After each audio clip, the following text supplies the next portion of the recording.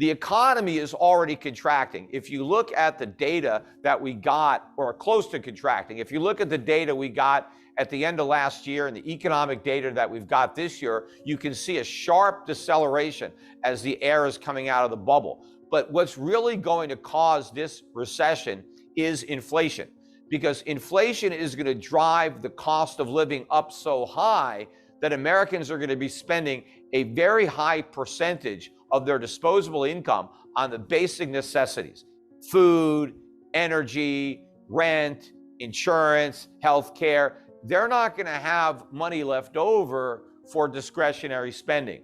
And that means the people who earn a living in the part of the economy that benefits from that discretionary spending, they're going to be unemployed.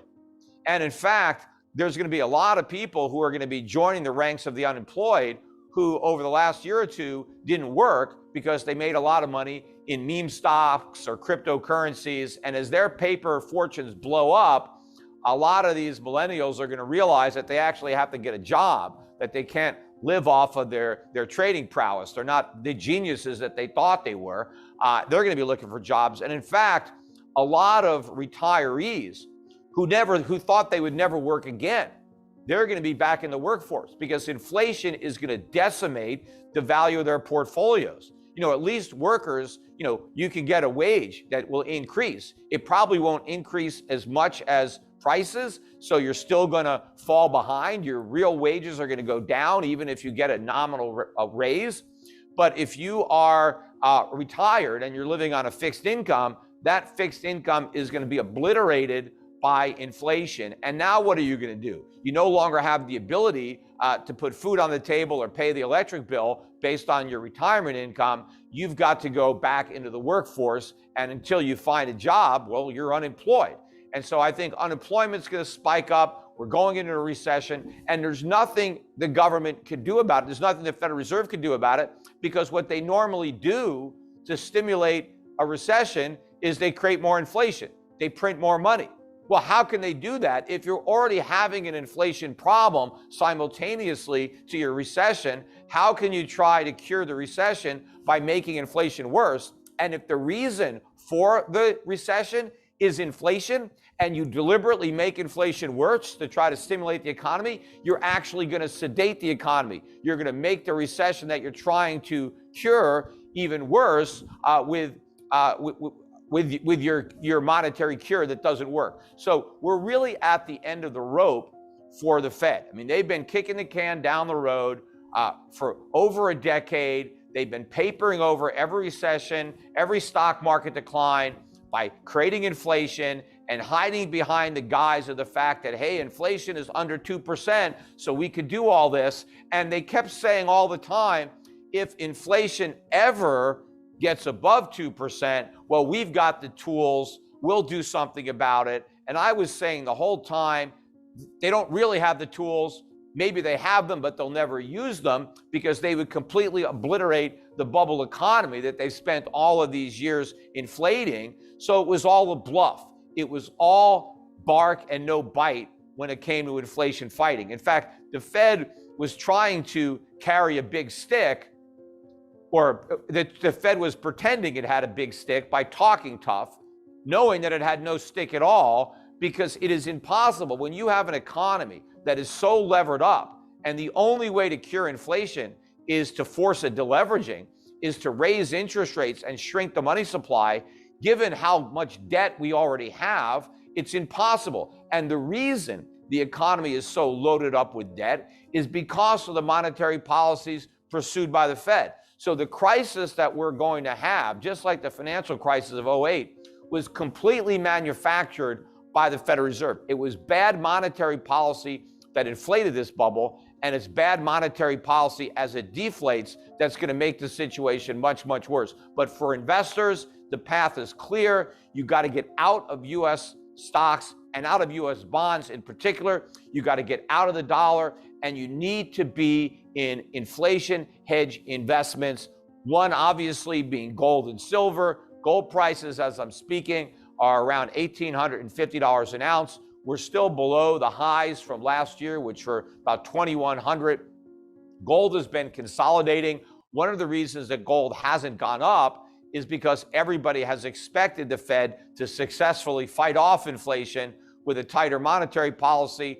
Again, monetary policy will be less loose, but that's not enough to win a battle with inflation. It may be enough to prick the bubble in tech stocks, but it's not going to derail this inflation juggernaut. And when people realize that, they are going to be piling into gold and silver. Prices are going to go up dramatically. I think we're going to have another leg similar to the leg we had from 2001 to 2011, where gold was up about 5x. It could easily happen again. And that means the money that's going to be made in the mining sector is going to be even bigger. That's where your speculative funds should be invested. Forget about tech stocks.